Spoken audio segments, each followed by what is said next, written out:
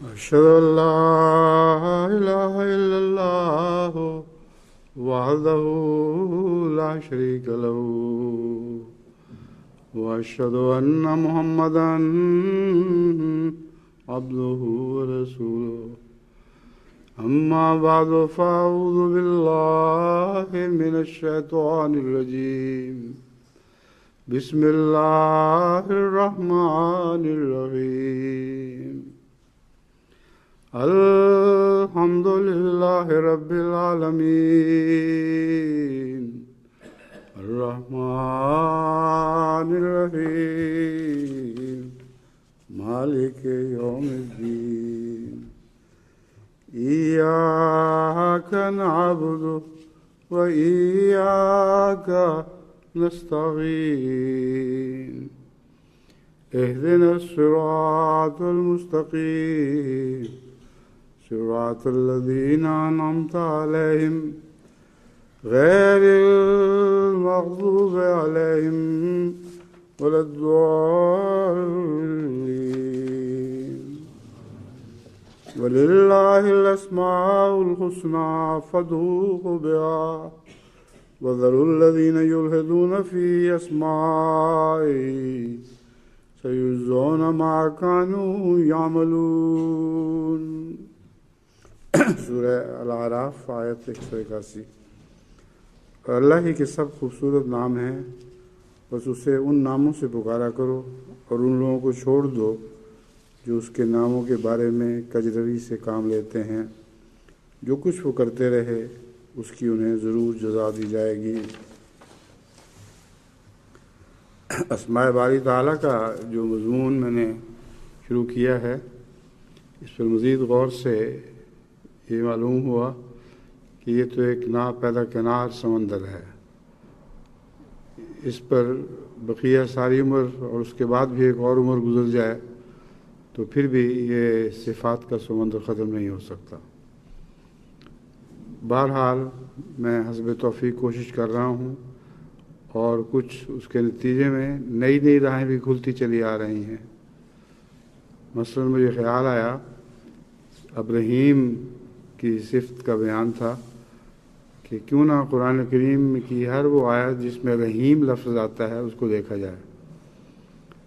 تو اس پہلو سے اگر پہلے رحمان پر بھی اسی طرح غور کیا جاتا تو بہت لمبا سلسلہ رحمان کی صفات کے بیان میں ہی خرچ ہو جاتا. اسی طرح رب کی بات گزر چکی ہے اور ربوبیت کا ذکر بھی اگر قرآن کریم کے حوالے سے جہاں جہاں بھی رب لفظ آیا ہے وہ بیان کیا جاتا تو یہ بھی ایک نہ ختم ہونے والا مضمون تھا. بہرحال یہ سمجھ کچھ ذرا دیر میں آئی. اب جب میں نے سورہ رحیم کی آیات جس میں رحیم آتا ہے صرف سورہ بقرہ سے نکالی ہیں تو وہ بھی اتنی ہیں اور براہ راست اس مضمون سے ان کا گہرا تعلق ہے کہ اس خطبے میں شاید میں اس کو ختم نہ کر سکوں. تو آئندہ بہرحال قرآن کریم میں جہاں جہاں بھی رحیم کی صفت کا ذکر ہے اس کو بیان کرتے ہوئے انشاءاللہ آگے چلوں گا. اب میں حسب سابق پہلے کچھ احادیث آپ کے سامنے رکھتا ہوں. حضرت جابر رضی اللہ تعالیٰ عنہ بیان کرتے ہیں کہ حضرت صلی اللہ علیہ وسلم نے فرمایا 3 باتیں جس میں ہوں اللہ تعالیٰ اسے اپنی حفاظت اور رحمت میں رکھے گا اور اسے جنت میں داخل کرے گا. پہلی یہ کہ وہ کمزوروں پر رحم کرے، دوسری یہ کہ وہ ماں باپ سے محبت کرے، تیسری یہ کہ خادموں اور نوکروں سے اچھا سلوک کرے. جہاں تک پہلی 2 باتوں کا تعلق ہے اس کا ایک تو رحمانیت کے ساتھ ذکر ہے جیسا کہ پہلے بھی ماں باپ کے تعلق میں بیان کیا گیا ہے، اور کمزوروں پر رحم کرنا بھی رحمانیت سے تعلق رکھتا ہے. لیکن تیسرا حصہ یہ کہ خادموں اور نوکروں سے اچھا سلوک کرے یہ یقینی طور پر رحیمیت سے تعلق رکھتا ہے. جو بھی خدمت گزار ہیں اور نوکر ہیں ان سے اگر آپ رحم کا سلوک کریں تو یہ رحیمیت ہے، کیونکہ ان سے آپ خدمت لیتے ہیں اور پھر اس خدمت کے بدلے میں جو کچھ بھی دیتے ہیں، یہ رحیمیت ہے۔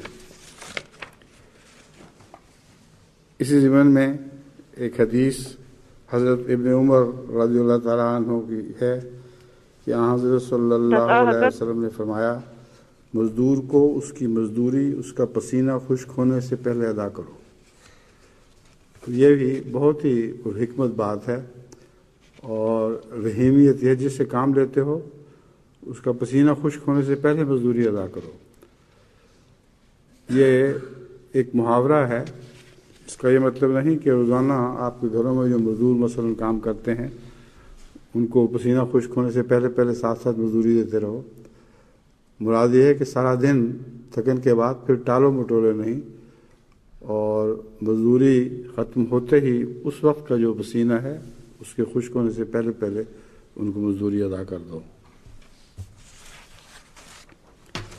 پھر ایک اور حدیث ہے، مسلم کتاب الایمان سے لی گئی ہے۔ حضرت معرور بن سوید رضی اللہ تعالیٰ عنہ بیان کرتے ہیں کہ میں نے حضرت ابو ذر کو ایک خوبصورت کپڑا پہنے ہوئے دیکھا، ان کے غلام نے بھی بالکل ویسا ہی کپڑا پہن رکھا تھا۔ میں نے ان سے اس کے متعلق پوچھا تو انہوں نے فرمایا، حضرت صلی اللہ علیہ وسلم کے زمانے میں انہوں نے ایک شخص کو برا بھلا کہا اور اس کی ماں کے عیب بیان کر کے اسے شرم دلائی۔ حضور کو جب صلی اللہ علیہ وسلم کو جب اس کا علم ہوا تو آپ نے فرمایا، تم میں جہالت کی رگ ابھی باقی ہے، یہ غلام تمہارے بھائی ہیں، وہ تمہارے خادم ہیں، اللہ تعالیٰ نے انہیں تمہارے زیر نگیں کر دیا ہے۔ جس شخص کے ماتحت اس کا بھائی ہو وہ اسے وہی کھلائے جو خود کھاتا ہے، وہی پہنائے جو خود پہنتا ہے۔ اپنے غلاموں سے ان کی طاقت سے زیادہ کام نہ لو، اگر تم کوئی مشکل کام ان کے سپرد کرو تو اس کام میں خود بھی ان کا ہاتھ بٹاؤ اور ان کی مدد کرو۔ اب حضرت اقدس محمد مصطفیٰ صلی اللہ علیہ وسلم جو نصیحتیں فرماتے تھے ان پر پہلے خود عمل فرمایا کرتے تھے۔ اب ہر مشکل موقع پر جب صحابہ کو محنت کرنی پڑی تو وہاں حضور صلی اللہ علیہ وآلہ وسلم نے ان سے بڑھ کر محنت کی ہے۔ گھر میں بھی اپنی خواتین مبارکہ کی مدد کرتے تھے، اور گھر کے کام کاج میں اگرچہ وہ ملازمہ نہیں تھیں مگر زیر نگیں تھیں، تو ان کے کام میں ہاتھ بٹاتے اور ہر قسم کی محنت گھر میں روزمرہ کرتے تھے۔ بس حضرت صلی اللہ علیہ وآلہ وسلم کی نصیحتیں ایک ایسے شخص کی نصیحتیں ہیں جو ان نصیحتوں پر سب دنیا سے زیادہ خود عمل کرنے والا ہے۔ ایک حدیث حضرت انس رضی اللہ تعالیٰ عنہ کی مسلم کتاب الفضائل میں مروی ہے کہ رسول اللہ صلی اللہ علیہ وسلم سب لوگوں سے اچھے اخلاق کے مالک تھے۔ ایک بار آپ نے مجھے کسی کام کے لیے بھیجا، میں نے کہا میں نہیں جاؤں گا، میرے دل میں یہ تھا کہ میں ضرور جاؤں گا کیونکہ حضور حکم دے رہے ہیں۔ تو یہ بھی آپ خدام کو یہ جرأت دلایا کرتے تھے کہ پیار سے اور لاڈ سے وہ آگے سے بات کیا کریں، ڈر کے اور خاموشی سے چپ نہ رہیں اور روب کی وجہ سے چپ نہ رہیں۔ تو کہتے ہیں میں نے آگے سے کہا میں نہیں جاؤں گا، مگر دل میں یہی تھا کہ ضرور جاؤں گا، لیکن جو نہیں جاؤں گا کا فکرہ منہ سے نکلا وہ پھر بات اسی طرح ہی ہو گئی۔ اور اس میں بھی ایک باریک بات یہ ہے کہ حضرت صلی اللہ علیہ وسلم کے حضور جو بات کی جائے وہ گہرے ادب سے کرنی چاہیے، اور اس میں اگر بظاہر مذاق میں ہی کوئی بات کر دو تو پھر ویسے ہی ہو جایا کرتا ہے۔ کہتے ہیں بہرحال میں چل پڑا اور بازار میں کھیلتے ہوئے بچوں کے پاس سے گزرا اور ان کے پاس کھڑا ہو گیا۔ حضور صلی اللہ علیہ وسلم جب تشریف لائے تو پیچھے سے میری گردن پکڑ لی۔ میں نے مڑ کر آپ کی طرف دیکھا تو آپ ہنس رہے تھے۔ اب انس کو پیار سے انیس کہتے تھے۔ فرمایا انیس، جس کام کی طرف میں نے تجھے بھیجا تھا وہاں گئے تھے؟ میں نے عرض کیا کہ اے رسول، اے اللہ کے رسول، ہاں میں ابھی جاتا ہوں۔ تو گئے ہوئے کوئی نہیں تھے، جو پہلے نہیں کی بات منہ سے نکلی تھی وہی بات ہوئی، ابھی جاتا ہوں۔ کہتے ہیں خدا کی قسم میں نے 9 سال تک حضور کی خدمت کی ہے، مجھے علم نہیں کہ آپ نے کبھی فرمایا ہو کہ تم نے یہ کام کیوں کیا، یا کوئی کام نہ کیا تو آپ نے فرمایا ہو کہ تم نے یہ کام کیوں نہیں کیا۔ ایک اور حدیث ہے مسلم کتاب البر والصلہ سے، حضرت انس بن مالک رضی اللہ تعالیٰ عنہ بیان کرتے ہیں کہ ام سلیم کے پاس ایک یتیم بچی تھی۔ حضرت صلی اللہ علیہ وآلہ وسلم نے اس بچی کو دیکھا اور مدحن فرمایا، تم اتنی بڑی ہو گئی ہو، تمہاری عمر آئندہ نہ بڑھے۔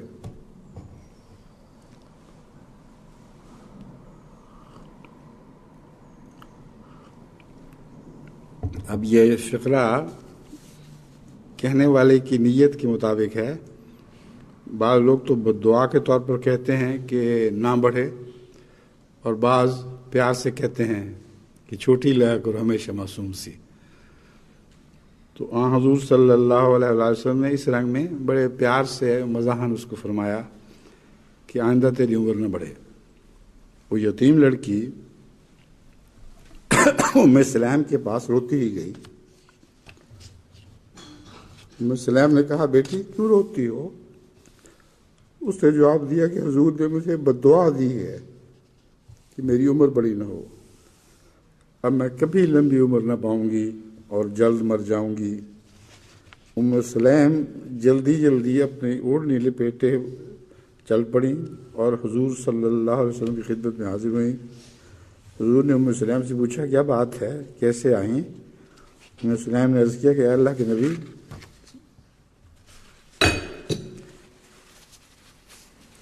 کیا آپ نے اس یتیم بچی کو بددعا دی ہے؟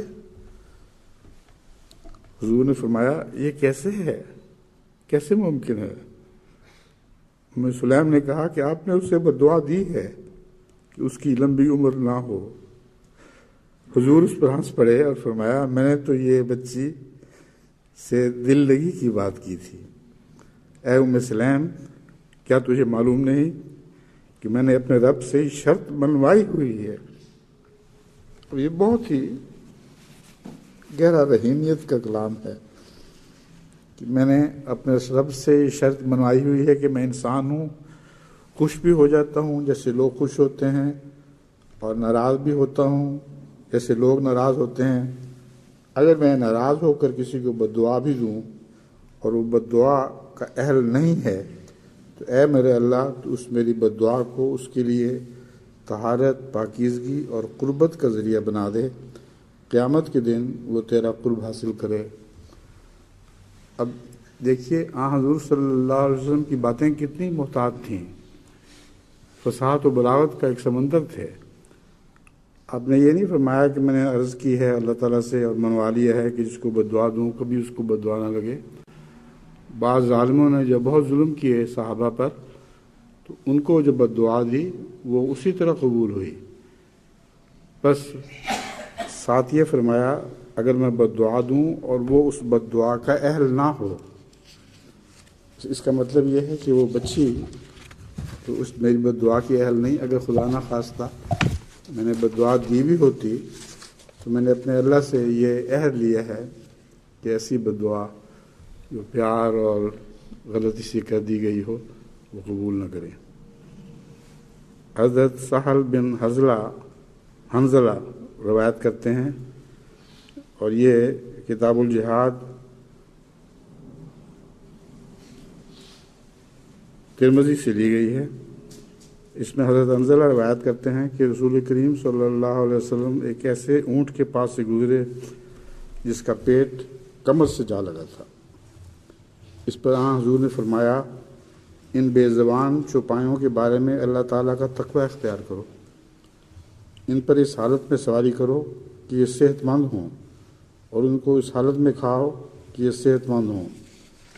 اب اونٹ سے تو انسان مزدوری لیتا ہے، اور وہاں رحیمیت کا جلوہ انسان کو دکھانا چاہیے۔ کسی جانور سے بھی کام لے تو اس جانور سے بھی رحیمیت کا سلوک ہونا چاہیے، کیونکہ وہ اپنی طرف سے بیچارہ زیر نگیں ہے اور پوری محنت کرتا ہے، تو جتنی اس کی محنت ہے اس سے رحیمیت کا تقاضا تو یہ ہے کہ اس سے بڑھ کر اس کو عطا کرو۔ تو اپنے جانوروں سے جن سے کام لیا جاتا ہے، گائے، بھینسیں، بیل وغیرہ، ان سے بھی ایسا ہی سلوک ہونا چاہیے۔ ہمارے ملک میں تو بدقسمتی سے پنجاب میں خاص طور پر یہ رواج ہے کہ گائے بھیل کو ہانکتے ہیں تو ظالموں کی طرح اس کو مارتے بھی چلے جاتے ہیں اور پھر گندی گالیاں بھی دیتے ہیں۔ اب گالیاں تو اس جانور کو نہیں لگتی لیکن ان کو خود لگ جاتی ہیں۔ بس رحیمیت کا جلوہ دکھاتے ہوئے اپنے ان جانوروں سے جن سے آپ کام لیتے ہیں ان سے بہت رحمت کا سلوک کریں، جو رحیمیت کا تقاضا ہے۔ آپ رحیم بنیں گے تو اللہ آپ کے لیے رحیم بن جائے گا۔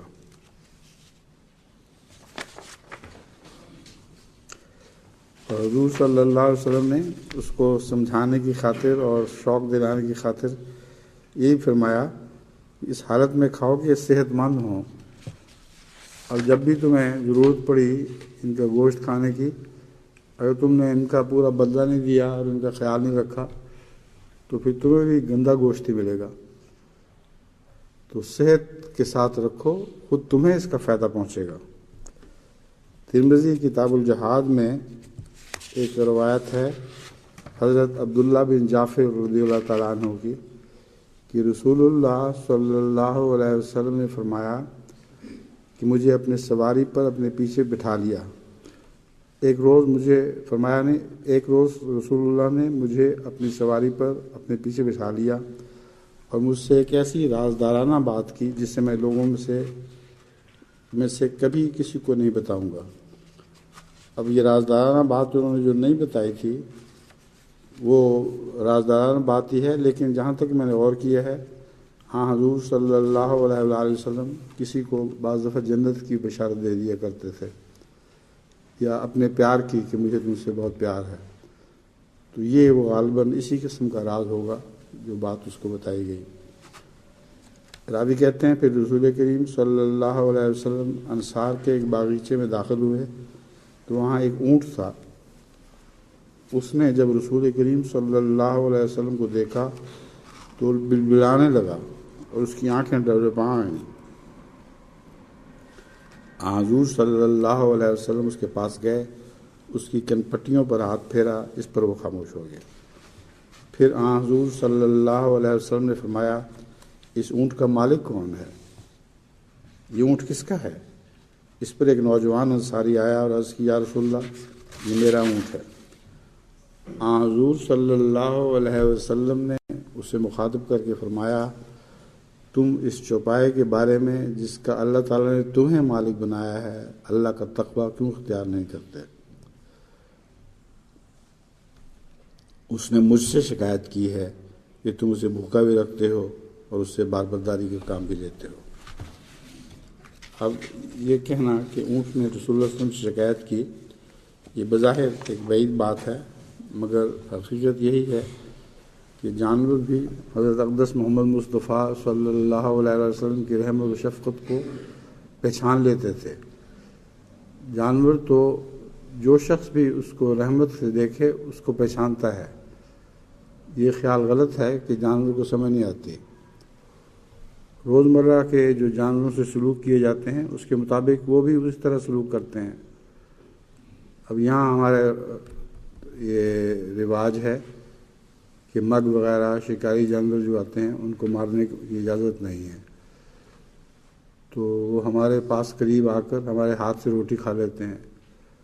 اور پاکستان میں جہاں ان کو مارنے کا رواج ہے وہاں ایک ایک میل سے دور سے اڑ جاتے ہیں۔ تو جانور بڑا ذکی ہوتا ہے، بہت فہیم ہوتا ہے، ہر شخص کو اپنے مطلب کی عقل عطا فرمائی گئی ہے۔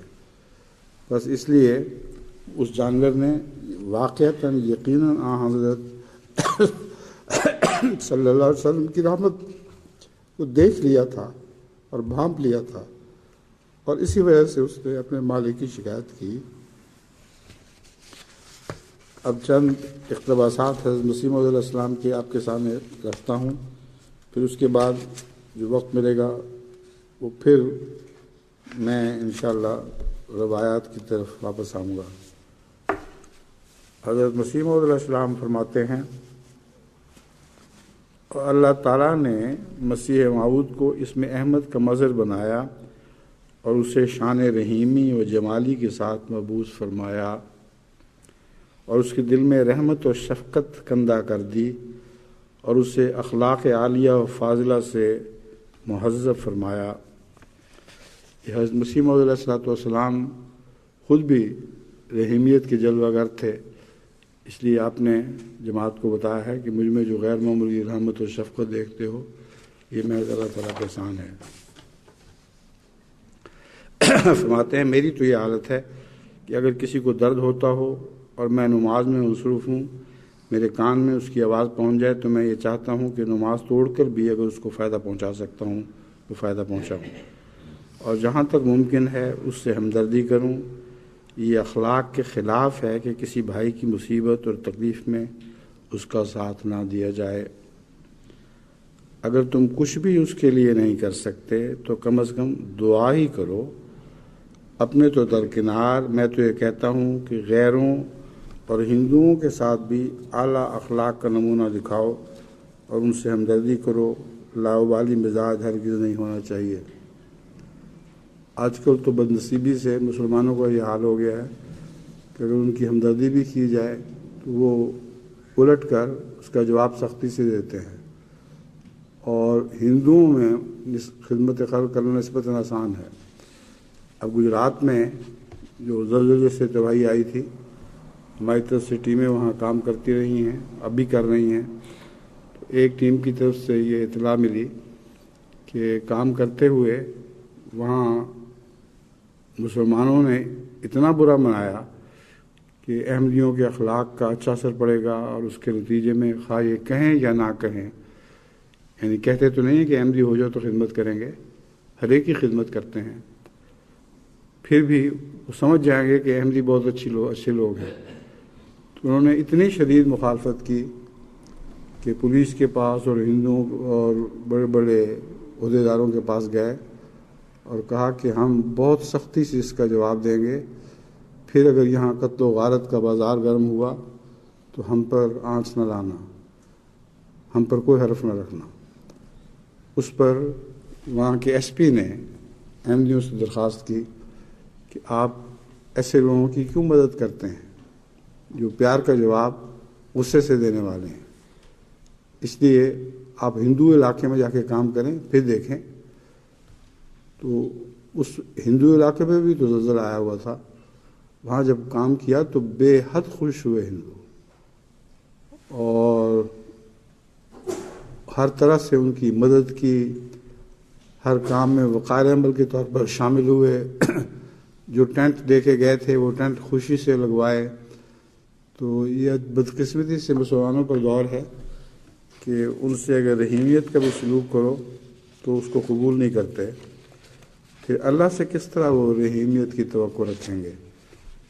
جو رحم کرنے والوں سے ظلم کرتے ہیں وہ خدا تعالیٰ سے بھی کی رحیمیت سے بھی اپنا تعلق توڑ لیتے ہیں۔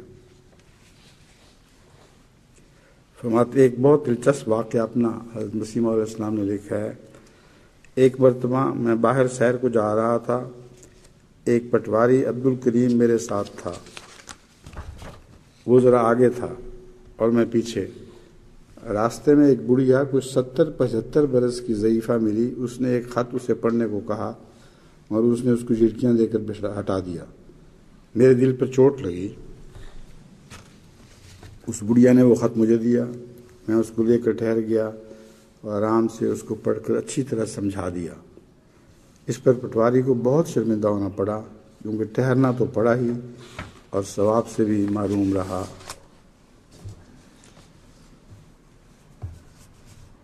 حضرت مسیح موعود علیہ السلام طاعون کے زمانے میں جو آپ کو بنی نوع انسان سے شفقت تھی، اس کا ذکر مولوی عبدالکریم صاحب کی روایت میں ملتا ہے۔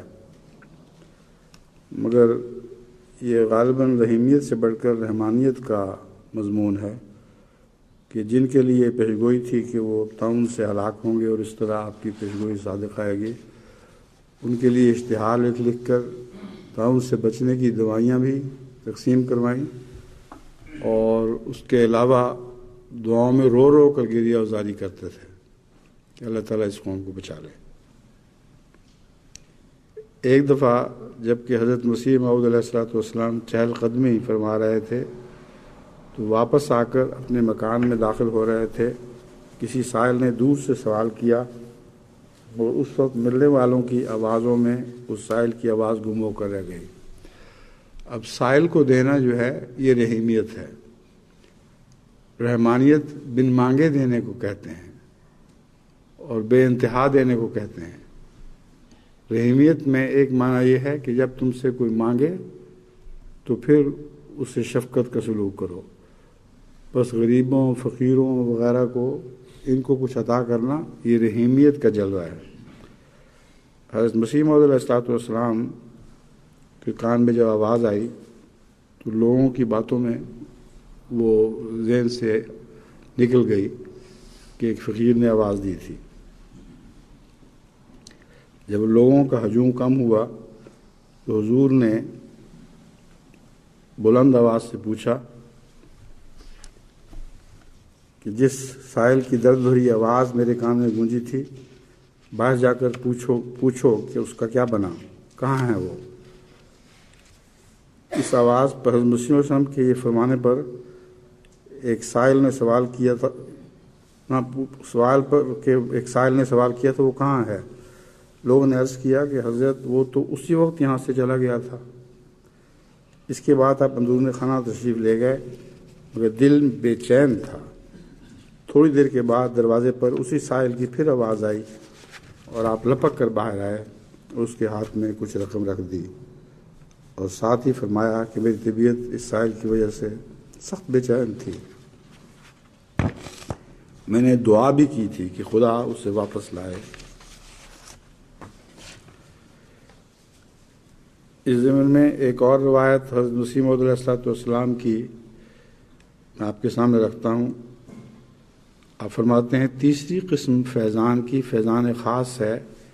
اس میں اور فیضان عام میں یہ فرق ہے کہ فیضان عام میں مستفیض پر لازم نہیں کہ حصول فیض کے لیے اپنی حالت کو نیک بناوے اور اپنے نفس کو حجب ظلمانیہ سے باہر نکالے، یعنی وہ جس پر رحمانیت کا جلوہ برستا ہے اس کے لیے ضروری نہیں کہ خود نیک ہو یا اپنے آپ کو رحمانیت کے اہل بنائے۔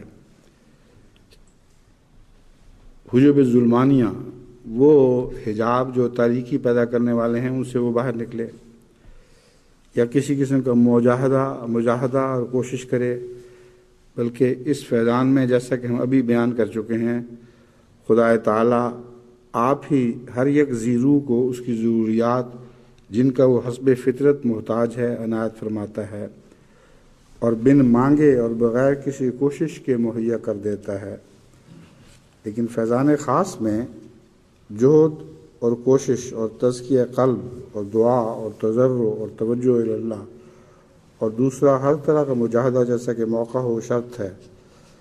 اب دیکھیں کہ جو بھی آپ دعائیں کرتے ہیں اس میں جو مجاہدہ کرتے ہیں وہ اللہ کی راہ میں قبولیت کی سند پاتا ہے تو اس کے نتیجے میں وہ عطا کرتا ہے، اور رحیمیت سے فیض ہونے کے لیے ضرور کچھ نہ کچھ محنت کرنی پڑے گی۔ اس سے مزدور مزدوری کر کے اس کا فیض اٹھاتا ہے۔ آپ اگر اللہ کے حضور گریہ وزاری کریں، محنت کریں، گریہ وزاری ایک سائل ایک گداگر بھی کرتا ہے، تو اس کے نتیجے میں جو خدا کا فیض خاص طور پر نازل ہوتا ہے اس کو رحیمیت کہا جاتا ہے۔ فرمایا اس فیضان کو وہی پاتا ہے جو ڈھونڈتا ہے اور اسی پر وارد ہوتا ہے جو اس کے لیے محنت کرتا ہے، اور اس فیضان کا وجود بھی ملاحظہ قانون قدرت سے ثابت ہے، کیونکہ یہ نہایت بدیہی بات ہے کہ خدا کی راہ میں صحیح کرنے والے اور غافل رہنے والے دونوں برابر نہیں ہو سکتے۔ بلا شبہ جو لوگ دل کی سچائی سے خدا کی راہ میں کوشش کرتے ہیں اور ہر یک تاریکی اور فساد سے کنارہ کش ہو جاتے ہیں، ایک خاص رحمت ان کے شامل حال ہو جاتی ہے۔ اسی فیضان کی روح سے خدا تعالیٰ کا نام قرآن شریف میں رحیم ہے، اور یہ مرتبہ صفت رحیمیت کا بوجہ خاص ہونے اور مشروط بشرائط ہونے کے مرتبہ صفت رحمانیت سے مؤخر ہے، کیونکہ خدا تعالیٰ کی طرف سے اول صفت رحمانیت ظہور میں آئی ہے، پھر بعد اس کے صفت رحیمیت ظہور پذیر ہوئی ہے۔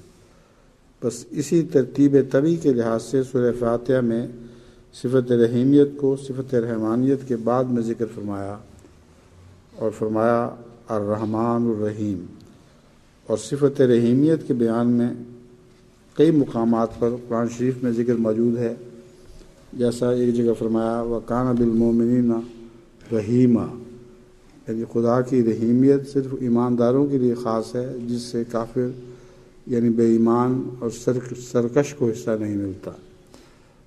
اب یہ جو نقطہ ہے کہ قرآن کریم سے رحیمیت یا باقی صفات کے جلوے تلاش کرو، یہ بھی حضرت اقدس مسیح موعود علیہ السلام ہی کا سمجھایا ہوا نقطہ ہے۔ اور اب سمجھ آئی کہ بالمومنین کیوں فرمایا تھا۔ جہاں تک رحمانیت کا تعلق ہے، رسول اللہ صلی اللہ علیہ وسلم کا تمام بنی نوع انسان کے لیے رحمان ہیں، دشمن کے لیے، کافر کے لیے، نیک کے لیے، بد کے لیے، جس طرح اللہ نیک و بد پر سب پر اپنی بارش برساتا ہے۔ تو حضرت مسیح موعود علیہ السلام اس معاملے کو بہت گہرائی سے سمجھتے تھے کہ یہ یہاں بالمومنین رحیم کیوں فرمایا، حالانکہ آپ سب پر رحم کرنے والے تھے، باقیوں پر رحم رحمانیت کے جلوے کے تابع تھا، اور مومنوں پر رحیمیت کی وجہ سے، یہ مومن آپ کو خوش کرنے کے لیے محنت کرتے تھے اور بڑی بڑی قربانیاں دیتے تھے،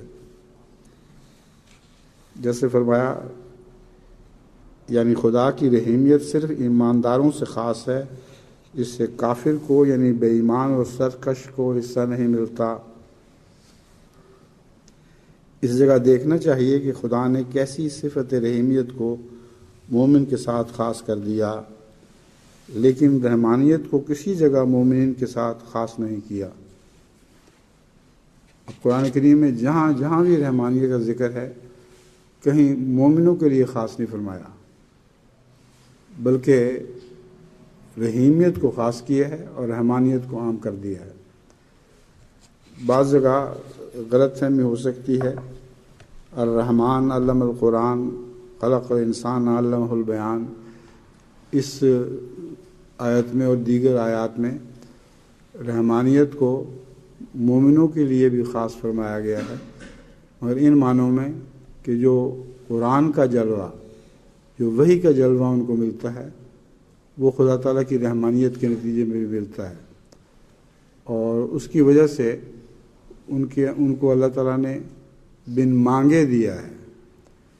یعنی یہاں بھی رحمانیت کا بن مانگے دینا ظاہر و باہر ہے کہ انہوں نے قرآن کے نزول کے لیے کوئی تمنا تو نہیں کی تھی، کوئی محنت تو نہیں کی تھی، مگر اللہ تعالیٰ نے بن مانگے اور بغیر استحقاق کے ان پر یہ جلوہ نازل فرمایا۔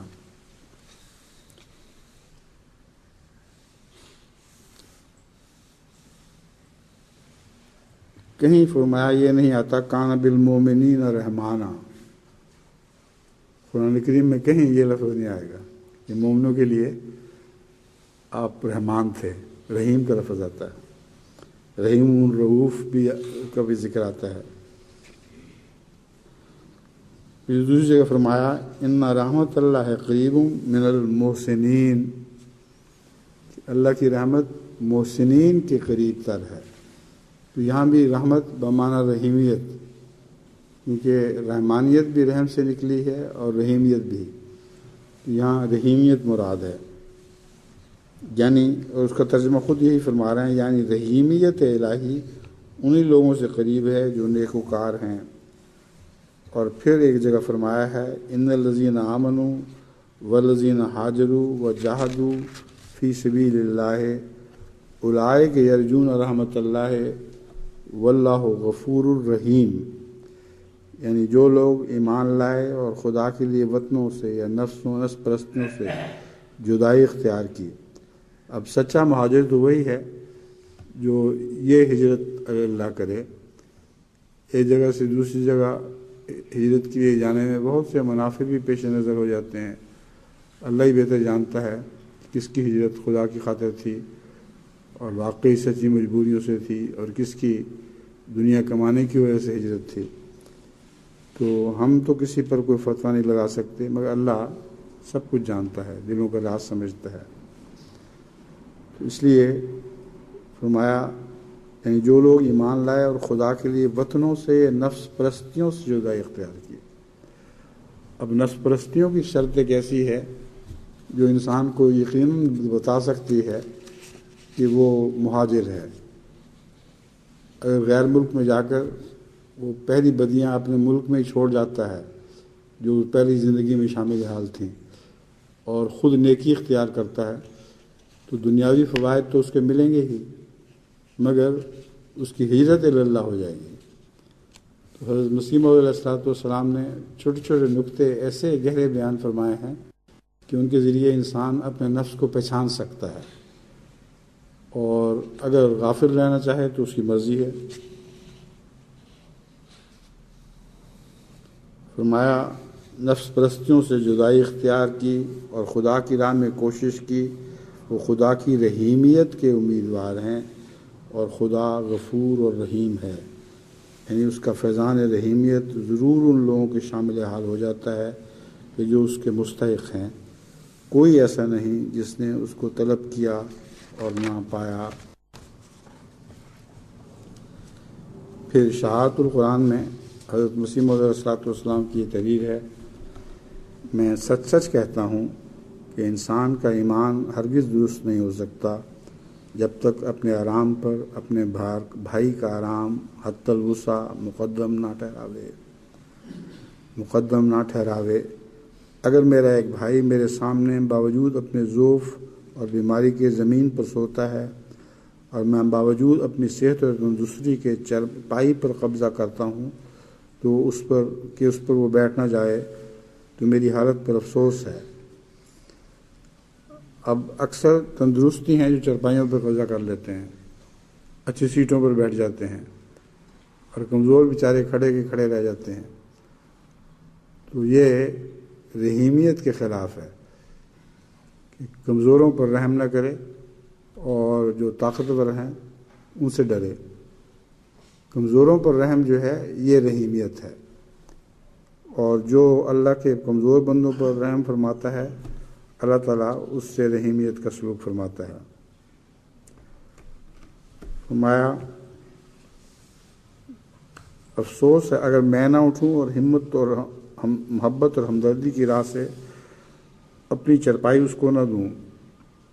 اور حضرت مسیح موعود علیہ السلام کی زندگی میں بارہا ایسے واقعات آئے ہیں کہ اپنی چرپائی کو درکنار اپنا لحاف تک مہمانوں کو سپرد کر دیا، اور خود کوٹ اوڑھ کر بیٹھ گئے، حالانکہ سخت سردی کی رات تھی۔ تو یہ اپنے مشفق و مہربان بندوں پر،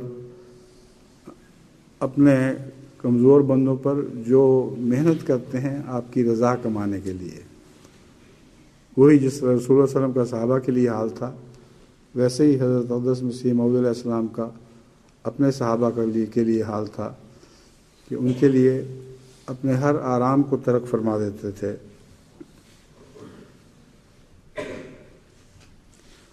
اگر وہ کسی درد سے لاچار ہے تو میری حالت پر حیف ہے اگر میں اس کے مقابل پر امن سے سو رہا ہوں، اور اس کے لیے جہاں تک میرے بس میں ہے آرام اور آسانی کی تدبیر نہ کروں۔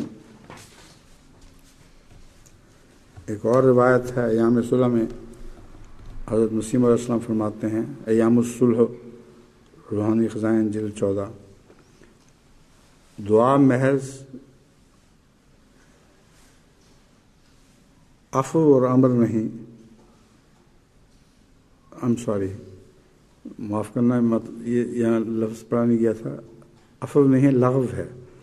دعا محض لغو امر نہیں، اور نہ صرف ایسی عبادت جس پر کسی قسم کا فیض نازل نہیں ہوتا۔ یہ ان لوگوں کے خیال میں کہ جو خدا تعالیٰ کا وہ قدر نہیں کرتے جو حق قدر کرنے کا ہے، اور نہ خدا کے کلام کی نظر خدا کے کلام کو نظر عمیق سے سوچتے ہیں۔ عمیق کہتے ہیں گہری چیز۔ تو اللہ تعالیٰ کے کلام کو ٹھہر کر غور سے پڑھیں اور گہری نظر سے مطالعہ کریں تو سمجھ آئے گی، ورنہ سرسری اس پر سے گزر جائیں گے۔ اور نہ قانون قدرت پر نظر ڈالتے ہیں۔ حقیقت یہ ہے کہ دعا پر ضرور فیض نازل ہوتا ہے جو ہمیں نجات بخشتا ہے۔ اسی کا نام فیض رحیمیت ہے، جس سے انسان ترقی کرتا چلا جاتا ہے۔ اسی فیضان سے انسان ولایت کے مقامات تک پہنچتا ہے اور خدا تعالیٰ پر ایسا یقین لاتا ہے کہ گویا آنکھوں سے دیکھ لیتا ہے۔ مسئلہ شفاعت بھی صفت رحیمیت کی بنا پر ہے۔ اب اذان کے بعد جو ہم دعا کرتے ہیں اور یہ توقع رکھتے ہیں کہ اللہ تعالیٰ کا رسول ہمارے لیے شفیع بنے، تو اس کے لیے خود محنت کرو گے تو شفیع بنے گا۔ عام طور پر ملانوں نے یہ غلط فہمی پیدا کر کے اسلام میں لوگوں کی ہلاکت کا سامان پیدا کر دیا ہے کہ گناہ جتنے مرضی کرو، شفیع الورا پہ نظر رکھو تمہاری شفاعت کر دے گا۔ گناہ جتنے مرضی کرو وہ شفاعت کر سکتا ہے اگر اس کی شفاعت کے لیے ساتھ ساتھ استغفار سے بھی کام لو، توبہ سے بھی کام لو، اور بار بار گناہوں سے بخشش طلب کرو۔ حضرت صلی اللہ علیہ وآلہ وسلم ان لوگوں کے لیے شفیع ہیں جن میں یہ صفات ہوں۔ حضرت مسیح موعود علیہ الصلوۃ والسلام فرماتے ہیں، خدا تعالیٰ کے حضور عرض کرتے ہیں کہ میں نے بار بار گناہ کیے اور بار بار تو نے مجھ سے عفو کا سلوک فرمایا۔ تو گناہوں کا احساس اس پہلو سے کہ ہر انسان سے گناہ سرزد ہو جاتے ہیں، ہم پر بہت ہی زیادہ فرض ہے بنسبت حضرت مسیح موعود علیہ الصلوۃ والسلام کے، جو بطور نبی معصوم تھے۔ مگر اس کے باوجود آپ کی تحریرات کا مطالعہ کر کے دیکھو، اب بے انتہا انکساری کے ساتھ بار بار یہی عرض کرتے ہیں، یا خدا تو نے بار بار مجھ سے گناہ سرزد ہوتے دیکھے اور بار بار رحمت اور شفقت کا سلوک فرمایا۔ یہ بار بار کرنا یہ رحیمیت ہے۔ بس توبہ بار بار کرو گے تو اللہ تعالیٰ بھی بار بار تم سے رحمت کا سلوک فرمائے گا۔ فرماتے ہیں اسی فیض سے انسان ولایت کے مقام تک پہنچتا ہے اور خدا تعالیٰ پہ ایسا یقین لاتا ہے کہ گویا آنکھوں سے دیکھ لیتا ہے۔ مسئلہ شفاعت بھی صفت رحیمیت کی بنا پر ہے۔ اب دیکھیں کیسی کیسی باریک باتیں حضرت مسیح موعود علیہ السلام نے ہمیں سمجھائی ہیں، اور جماعت پڑھتی تو ہوگی ضرور کتابوں کو، مگر سرسری طور پر اوپر سے گزر جاتی ہے۔ مگر حضرت مسیح موعود علیہ السلام کی تحریرات میں جب تک ساتھ غوطے نہ لگائے جائیں، آپ کے مفاہیم اور مطالب کو انسان پا نہیں سکتا۔ خدا تعالیٰ کی رحیمیت نے ہی تقاضا کیا کہ اچھے آدمی برے آدمیوں کی شفاعت کریں۔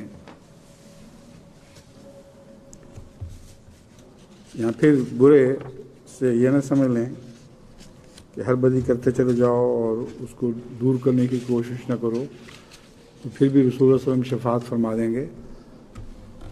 توبہ شرط ہے، اور بار بار توبہ شرط ہے، اور رحیمیت بار بار توبہ کے نتیجے میں ہی عطا ہوتی ہے۔ بار بار توبہ کرو، اللہ تعالیٰ بار بار رحم فرمائے گا۔ لیکن اگر گناہوں سے غافل رہو گے تو وہ اندر ہی آ جائیں گے اور کھوکھلا کر دیں گے، اور کچھ بھی پتہ نہیں چلے گا کہ نیکیاں گئی کہاں۔ اس پر رسول اللہ صلی اللہ علیہ وسلم کی شفاعت کی توقع رکھنا یہ آپ کی گستاخی ہے، یہ آپ کی عظمت کا اعتراف نہیں۔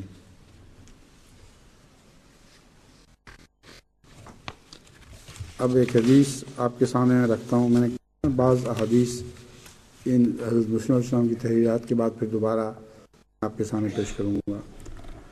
حضرت ابو مسعود رضی اللہ تعالیٰ جو جنگ بدر میں شامل ہونے والے صحابہ میں سے تھے بیان کرتے ہیں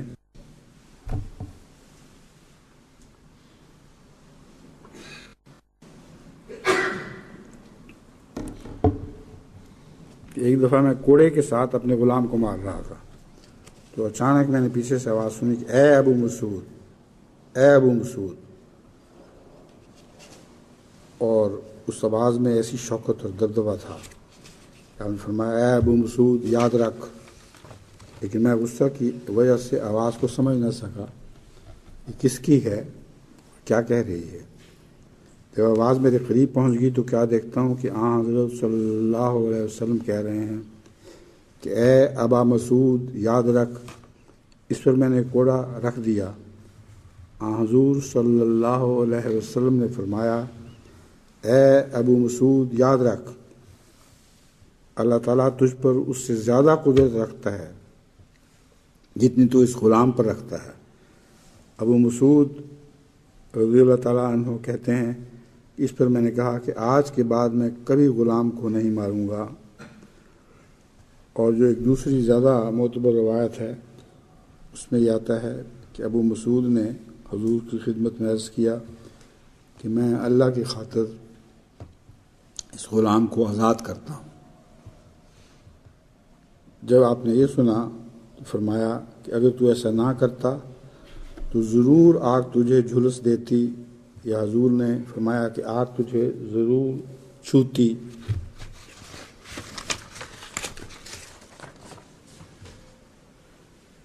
ایک بخاری کتاب العتق میں حضرت ابو ہریرہ رضی اللہ تعالیٰ عنہ کی روایت ہے، وہ فرماتے ہیں جب تم میں سے کسی کا خادم کہ رسول اللہ صلی اللہ علیہ وسلم فرماتے ہیں کہ جب تم میں سے کسی کا خادم اس کے پاس کھانا لے کر آئے تو اگر وہ اسے اپنے ساتھ نہ بٹھا سکے تو کم از کم ایک دو لقمے تو اسے کھانے کو دے، کیونکہ اسی نے یہ کھانا اس کے لیے تیار کیا ہے۔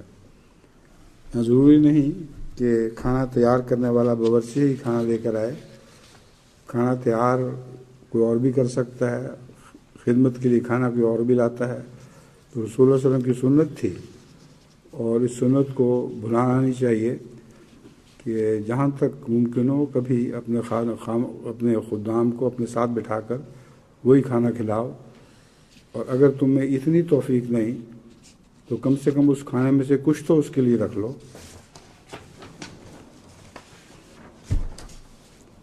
مسلم کتاب الایمان حضرت ہلال بن یصاف رضی اللہ تعالیٰ عنہ بیان کرتے ہیں کہ ایک شخص نے جلد بازی میں اپنے خادم کو تھپڑ مار دیا۔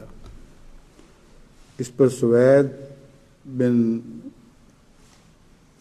مقرر ہے یا مقرن ہے نے اس سے کہا کہ ایک بار میں بنی مقرن کے ساتھ 7 آدمیوں میں سے ایک تھا اور ہمارے پاس صرف ایک خادمہ تھی۔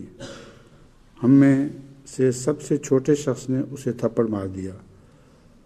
اس پر رسول اللہ صلی اللہ علیہ وسلم نے حکم دیا کہ اسے آزاد کر دیں، یعنی باوجود اس کے کہ وہ ایک ہی خادمہ تھی، آپ نے اس کی پرواہ نہیں کی، حکم دیا کہ اب اپنا کام خود کرو، اب تھپڑ جو مارا ہے اس کے بدلے اس کو آزاد کر دو۔ ایک مسلم کتاب البر سے روایت ہے حضرت ہشام کی، جو اپنے والد سے روایت کرتے ہیں کہ ایک بار ہشام بن حکیم بن حزام کا کچھ اجمی کسانوں کے پاس سے گزر ہوا جن کو دھوپ میں کھڑا کیا گیا تھا۔ ہشام نے پوچھا ان کا کیا معاملہ ہے؟ لوگوں نے بتایا کہ انہیں جزیہ کے تعلق میں روک رکھا گیا ہے۔ اس پر ہشام نے کہا کہ میں گواہی دیتا ہوں کہ میں نے رسول اللہ صلی اللہ علیہ وسلم کو یہ فرماتے ہوئے سنا ہے کہ اللہ تعالیٰ ان لوگوں کو عذاب دے گا جو دنیا میں لوگوں کو عذاب دیتے ہیں، خصوصاً زیر نگین ہوں جو لوگ، مزدور پیشہ ہوں یا ویسے ہی تابع ہوں جیسے غلام ہیں، اور اسی طرح رعایا ہوتی ہے وہ بھی زیر نگین ہے، ان سب کی اگر کوئی بہبود نہیں چاہے گا تو پھر وہ اللہ تعالیٰ سے عذاب ہی کی توقع رکھ سکتا ہے۔ ایک مسند احمد بن حنبل میں زہری کی روایت ہے کہ مجھے ثابت بن قیس نے بتایا کہ حضرت ابو ہریرہ رضی اللہ تعالیٰ عنہ نے کہا کہ میں نے حضرت صلی اللہ علیہ وسلم کو یہ فرماتے ہوئے سنا کہ ہوا اللہ کی رحمت سے تعلق رکھتی ہے، کبھی یہ رحمت لے کر آتی ہے اور کبھی عذاب لے کر آتی ہے، بس جب تم اسے دیکھو تو اسے گالی نہ دو بلکہ اللہ تعالیٰ سے اس میں پائی جانے والی خیر طلب کرو اور اس کے شر سے اللہ تعالیٰ کی پناہ مانگو۔ بعض لوگ آندھیوں کو، طوفانوں وغیرہ کو گالیاں دیتے ہیں، حالانکہ یہ قوانین قدرت کی مضر چیزیں ہیں، اور ان کو اگر گالی دی جائے یا سخت کلامی کی جائے تو ان کا تو کوئی نقصان نہیں، وہ تو بہرحال تمہیں دبا لیں گی، مگر تمہارا نقصان اس معنی میں ہوگا کہ تم اللہ تعالیٰ کو برا بھلا کہنے والے بن جاؤ گے۔ تو دنیاوی عذاب تو ہے ہی، آخرت کے عذاب میں بھی مبتلا ہو جاؤ گے۔ بس اس لیے جو قدرتی زلزلے یا طوفان وغیرہ آتے ہیں ان پر صبر و شکر کرنا چاہیے، ان کو گالیاں دینا بالکل لغو اور بیکار فعل ہے، اور سوائے اس کے کہ اپنے عذاب میں آپ اضافہ کریں اور کچھ بھی نہیں کر سکتے۔ اسی ضمن میں حضرت صلی اللہ علیہ وسلم کی ایک روایت ہے، ابو ہریرہ رضی اللہ تعالیٰ عنہ مسلم کتاب الالفاظ من الادب میں بیان کرتے ہیں کہ حضرت کہ اللہ تعالیٰ کے رسول صلی اللہ علیہ وسلم نے فرمایا کہ زمانے کو گالیاں نہ دو، کیونکہ خود اللہ تعالیٰ ہی زمانہ ہے، یہ جو زمانہ ہے یہ اللہ ہی نے پیدا فرمایا ہے، بس تم جب زمانے کو گالیاں دو گے تو اللہ ہی کو گالیاں دو گے۔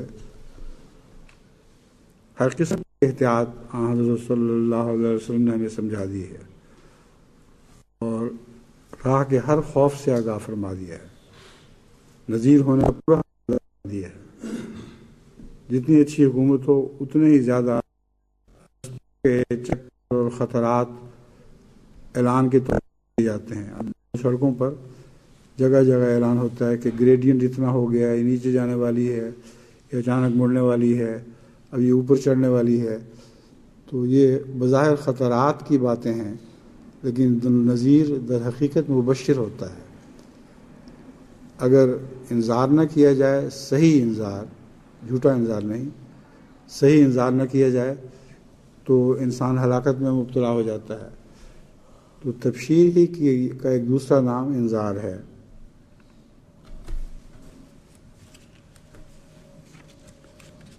اب ایک حضرت صلی اللہ علیہ وسلم کی رحیمیت کا حد درجہ کا کمال ہے کہ فرمایا مرغ کو گالیاں دو کیونکہ یہ نماز کے لیے جگاتا ہے، یہ بھی تمہاری خدمت کر رہا ہے۔ صبح کے وقت مرغ کی اذان کی آواز آئے تو لوگ اٹھ کھڑے ہوتے ہیں، تو حالانکہ بالارادہ وہ ایسا نہیں کرتا، اور خدا تعالیٰ نے اس کے دل میں یہ بات ڈال دی ہے کہ صبح کی پاؤ پھوٹے تو اذان دے دے، اور اس سے جو چونکہ تمہیں فائدہ پہنچتا ہے، یہ تمہاری خدمت کرتا ہے، تو رحیمیت کے خلاف ہے کہ تم مرغ سے بھی کوئی برا سلوک کرو۔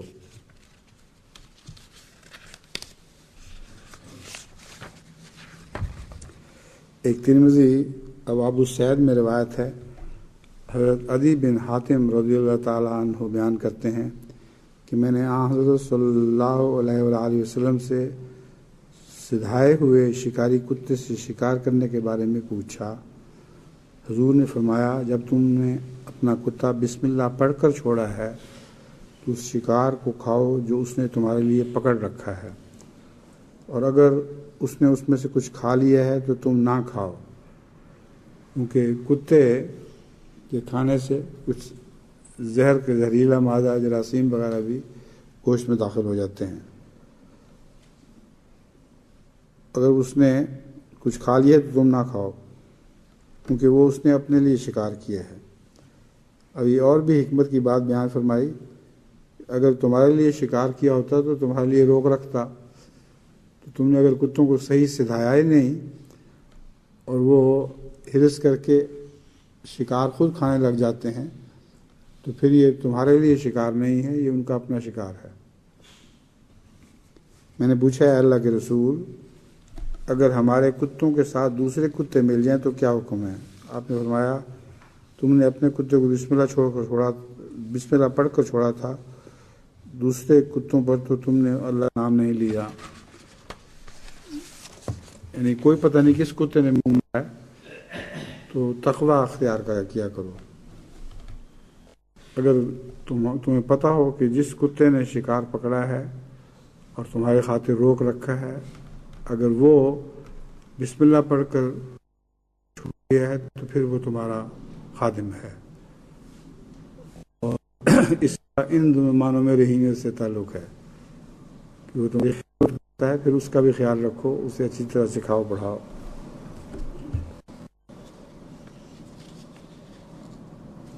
یہ حدیث ہے، یہ غلطی سے اس میں آ گئی ہے، منہ پر مارنے اور دان پر داغنے سے منع فرمایا ہے۔ یہ اللہ بہتر جانتا ہے، رحمانیت سے تعلق رکھتی ہے، یہ رحیمیت سے مگر رحم سے بہرحال تعلق ہے۔ حضرت عبداللہ بن عمر رضی اللہ تعالیٰ عنہما کہنا چاہیے، کیونکہ عبداللہ بن عمر، حضرت عبداللہ بھی صحابی تھے اور حضرت عمر بھی صحابی تھے، بس حضرت عبداللہ بن عمر رضی اللہ تعالیٰ عنہما بیان کرتے ہیں کہ رسول اللہ صلی اللہ علیہ وسلم نے فرمایا، ایک عورت کو اپنی بلی کی وجہ سے عذاب دیا گیا، اس نے اس بلی کو قید کیے رکھا یہاں تک کہ وہ مر گئی۔ اس پر وہ عورت دوزخ میں چلی گئی۔ اس نے نہ تو بلی کو کچھ کھانے کو دیا نہ پینے کو، بلکہ اسے قید کیے رکھا، نہ ہی اسے آزاد چھوڑا کہ زمین کے کیڑے مکوڑے ہی کھا سکتی۔ اب اس حدیث کا رحیمیت سے ایک تعلق ضرور ہے، وہ ان معنوں میں کہ اللہ تعالیٰ نے جانور جتنے بھی پیدا کیے ہیں ان کو انسان کا محتاج نہیں بنایا، وہ محنت کرنے کے لیے آزاد ہیں، اور جتنی محنت کرتے ہیں وہ اپنے رزق کا سامان کر ہی لیتے ہیں۔ انسان جو جانوروں کو، لومڑیوں کو، بلیوں، کتوں کو روٹی ڈالتا ہے یا پرندوں کو، تو اس پر انحصار نہیں ہے ان کی زندگی کا، ان کو اللہ نے رزق بہرحال دینا ہی دینا ہے۔ اس لیے اگر بلی کو قید کر کے رکھا اس نے، تو خدا نے جو اس کے اندر رزق حاصل کرنے کے لیے محنت کا جذبہ پیدا کیا ہے ہر جانور میں، وہ اس سے محروم رہ گئی اور بھوکی مر گئی قید ہونے کی وجہ سے۔ تو اس وجہ سے اس عورت کے متعلق فرمایا کہ وہ جہنمی ہے۔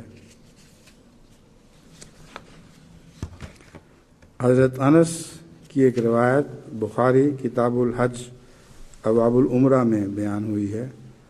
حضرت انس رضی اللہ تعالیٰ عنہ بیان کرتے ہیں کہ حضرت صلی اللہ علیہ وسلم نے حج کے سفر میں ایک بوڑھے شخص کو دیکھا کہ وہ اپنے دونوں بیٹوں کے کندھوں پر ہاتھ رکھ کے گھسٹتا چلا جا رہا تھا۔ آپ نے پوچھا اس کا کیا معاملہ ہے؟ صحابہ نے عرض کیا کہ اس نے نظر مانی ہے کہ وہ پیدل حج کے لیے جائے گا۔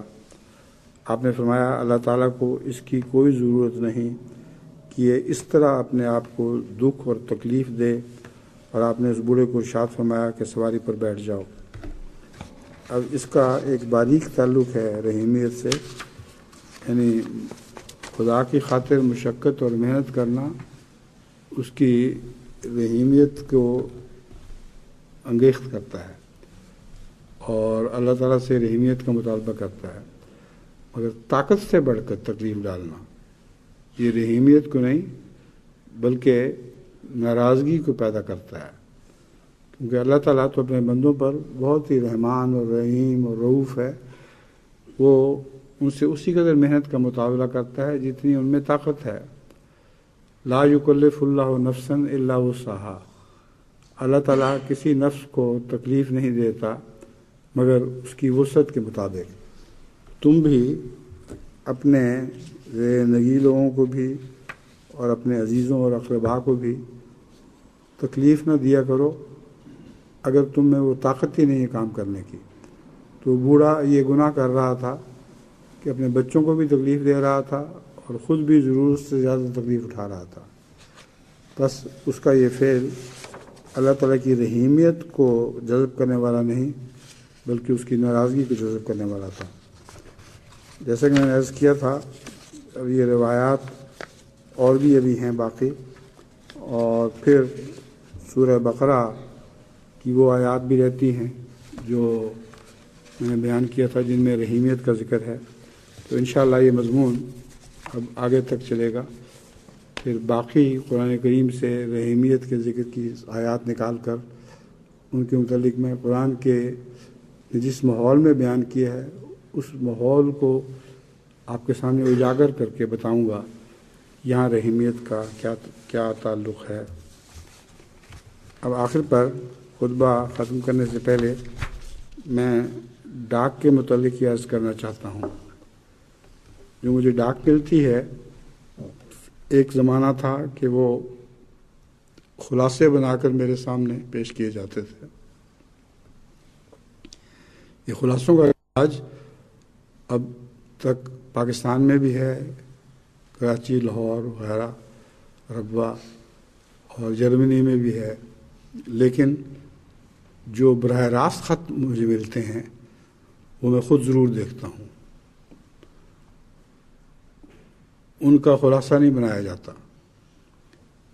تو اس لیے یہ خیال کریں کہ اگر میری یہ نیت ہے کہ میں آپ کے خط خود اپنے ہاتھ میں لے کر پڑھا کروں تو کچھ اختصار سے کام لیا کریں۔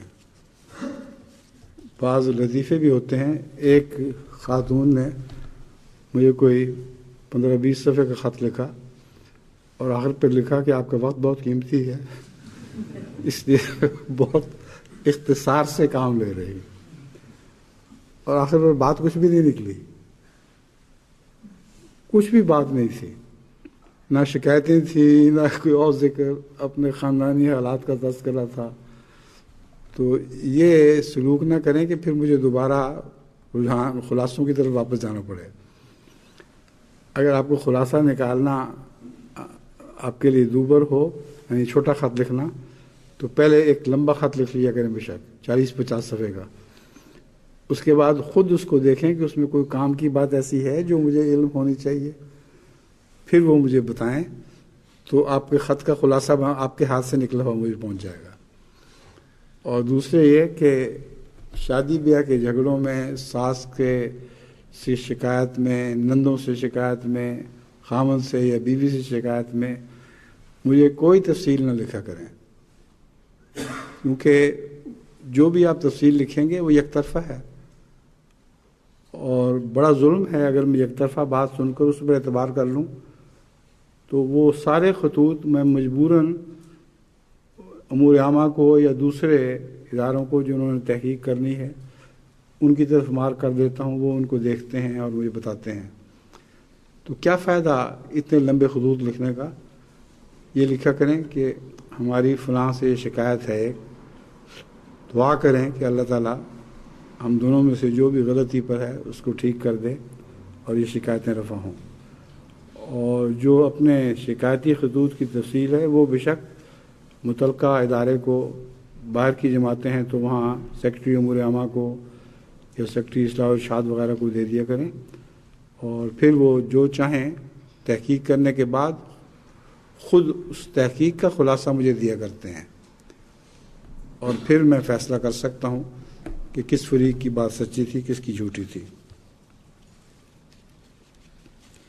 ایک اور بھی سلسلہ چل پڑا ہے، بعض لوگوں نے کمپیوٹر میں خط ڈالے ہوئے ہیں اور ایک ہی مضمون ہے، اور روزانہ کمپیوٹر سے وہ خط نکلتا اور مجھے بھجوا دیتے ہیں۔ اب میں پڑھ پڑھ کے حیران ہو گیا ہوں کہ اس روزانہ کے کمپیوٹر کے ڈالے ہوئے سے مجھے کیا فرق پڑے گا، ان کے دلی جذبات تو پہنچتے نہیں، تو کمپیوٹر نے ایک نوکر بن کے وہ چیز ان کی مجھے پہنچا دی ہے، لیکن ذرا ٹھہر ٹھہر کے آرام سے لکھا کریں، اور بہتر یہی ہے کہ کمپیوٹر میں ڈالنے کی بجائے اپنے ہاتھ سے لکھا کریں، یا ٹائپ کرنا ہو تو کمپیوٹر میں ٹائپ کروا لیا کریں، لیکن مختصر مطلب کی بات کہیں۔ یہ نہ ہو کہ 25 صفحے کا خط ہو اور آخر پہ ہو آمدم برسر مطلب، کہ اتنے لمبی تحریر کے بعد اب میں اپنے مطلب کی بات بیان کرتا ہوں، تو آمدم برسر مطلب کو خط کے شروع میں بیان کر دیا کریں، باقی خط کی ضرورت ہی نہیں رہے گی۔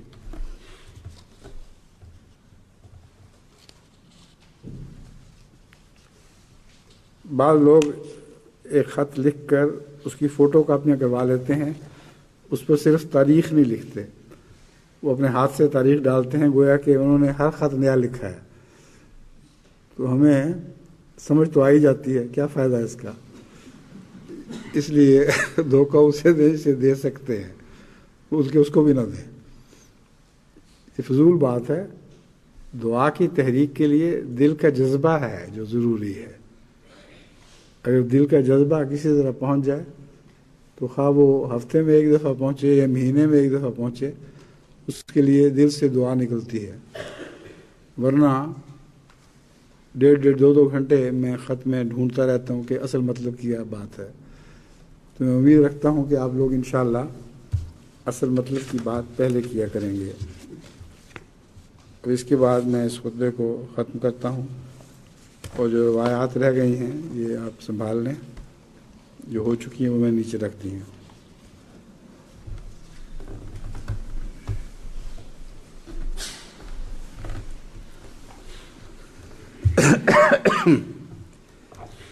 الحمدللہ نحمدہ ونستعینہ ونستغفرہ ونؤمن بہ ونتوکل علیہ ونعوذ باللہ من شرور انفسنا ومن سیئات اعمالنا، من یہدہ اللہ فلا مضل له ومن یضللہ فلا ہادی لہ، ونشہد ان لا الہ الا اللہ وحدہ لا شریک لہ، ونشہد ان محمدا عبدہ ورسولہ۔